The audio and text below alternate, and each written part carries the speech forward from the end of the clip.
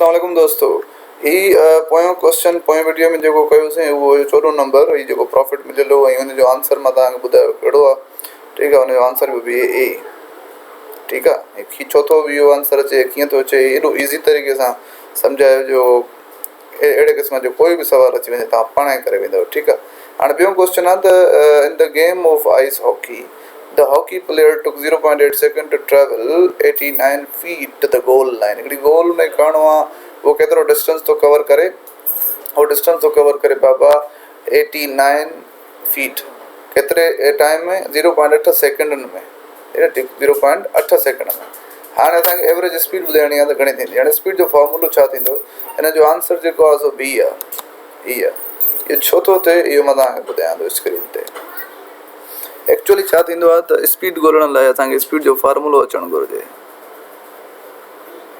Speed थींदी आहे distance divide by time. जॾहिं तव्हांखे डिस्टेंस मिलियल आहे घणो 89 फीट ऐं टाइम मिलियल आहे 0.8 सेकंड। ठीकु आहे, हाणे करिणो छा आहे, रुॻो हिननि खे डिवाइड ई करिणो आहे। हाणे तव्हां चवंदव सर जेकॾहिं कैलकुलेटर न हुजे त हिननि खे कीअं डिवाइड कयूं, मसइलो ई न आहे कोई।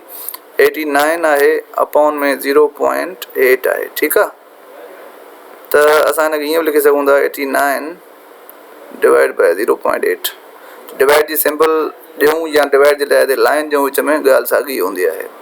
ऐं हे बि लिखी सघूं था त 89 डिवाइडेड बाय 8 अपॉन 10।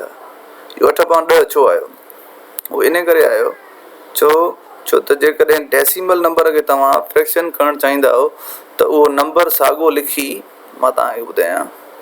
हाणे 0.8 आहे न, त 0.8 साॻियो लिखी पॉइंट खां अलावा हेठि 1 ॾेई छॾींदा आहियूं। 0.8 जी पॉइंट न ॾींदासीं, 0.8 ॾींदासीं, बाक़ी हेठि ॾेई छॾींदासीं 1। हाणे ॾिसंदासीं त पॉइंट खां बाद में घणा डिजिट आहिनि। पॉइंट खां बाद में सिर्फ़ु हिकिड़ो ई डिजिट आहे।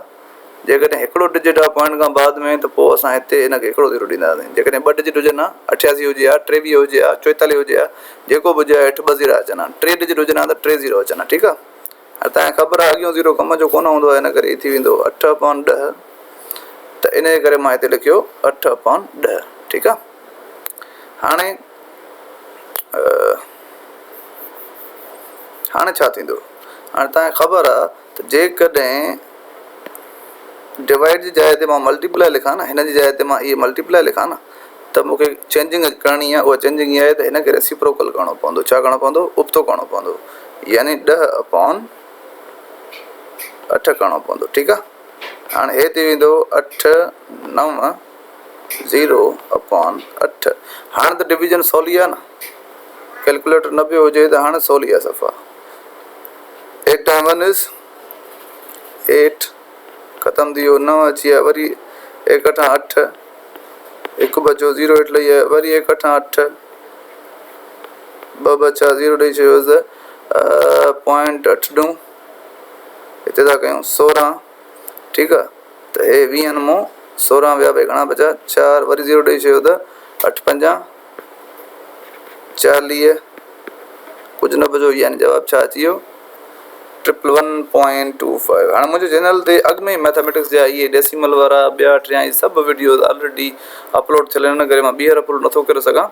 ऐं वीडियोज़ बि शॉर्ट में चवां थो ठाहियां, छो त यूट्यूब हिन ते व्हाट्सअप ते वञनि कोन था, इन करे वधि में वधि 3 या 4 मिंटनि जो वीडियो ठहंदो। ठीकु आहे, उमेदु तव्हांखे सम्झ में आयो हूंदो।